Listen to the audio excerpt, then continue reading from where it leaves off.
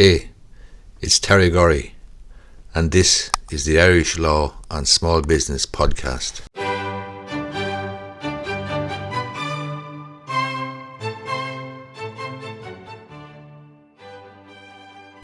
Retailing is a difficult, demanding trade, demanding industry. But one of the great demands that it places on you as an individual or as a business owner, if you're in retailing, is the requirement for you to show up with remarkable consistency and show up repeatedly. If you're in retail, whether you're in a coffee shop or a convenience store or a nail bar or hairdressers or whatever retail activity it might be, you need to be utterly dependable in showing up and delivering your goods or services. People are creatures of habit, and when they form habits, those habits can be a massive asset in your business. So when I started in retailing in 1986, which is obviously a while ago now, repeatedly, day after day, you show up and you set your stall out essentially, and you incrementally, bit by bit, inch by inch, foot by foot, grow your business, increase your footfall, increase your customers in your business. However, if you fall asleep at the wheel, or if you somehow become known as inconsistent, or you fail to show up, people will simply go elsewhere, because people are creatures of habit and they form daily habits very, very quickly. And those habits, when they form them, can be a remarkable, powerful asset for your business. Because if somebody gets into the habit of buying a coffee from you, or a newspaper, or perhaps a breakfast roll, or a lunch sandwich at lunchtime or whatever, that habit formation can be a massive influence, can be a massive asset in your business. But building the habit, creating the habit, and becoming the trusted person, the trusted business, takes time, and it takes a commitment to show up day after day after day after day.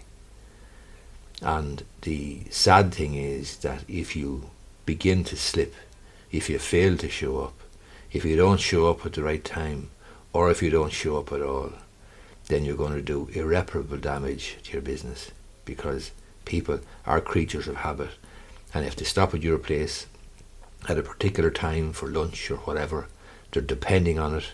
It's part of their daily routine, part of their habit. Perhaps it's a coffee at 11 o'clock, perhaps it's something else, and you're not there, then they will simply go elsewhere, and they will form that very valuable habit with some other retailer.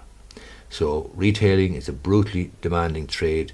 There are some fundamentals though that are so fundamental and so seminal to being in retail that you simply cannot avoid them, and you are on the road to failure, quite frankly, if you don't accept that the very first thing that you must do in retail is show up with utter dependence and reliability.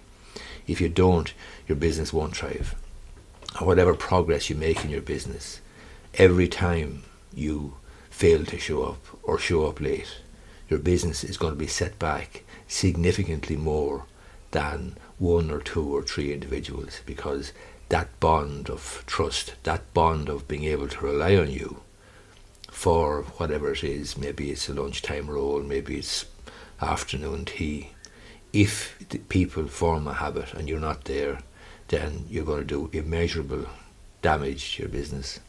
So when you enlist, you may soldier.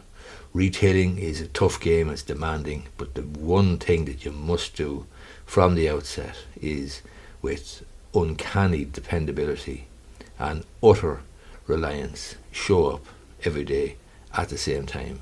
You call the shots, you decide what time. But once you commit to it, and once you commit then to getting the habit formation in your clients and your customers, then you must deliver and you must show up with utter dependence. Hope you find this video useful. I've been in retailing, or was in retailing, for a good many years, maybe 20 years, before I ended up by a circuitous route ending up in the law business, the law profession. Before that, as I say, I was in retailing for probably 20 years, and I have a fair understanding of retailing. I come from a family of retailers. My father was a retailer, my grandfather was a retailer, so I understand retailing. And I've built retail businesses, I've sold them, I've flipped them, and so on. But I hope you find this video useful. If you do, I would appreciate if you gave it the thumbs up down below. And if you're interested in videos about Irish law, Irish business, entrepreneurship, and the lessons that I've learned over the last 35 years or so of doing business as a small entrepreneur and small business owner, then hit the subscribe button. Thanks a lot.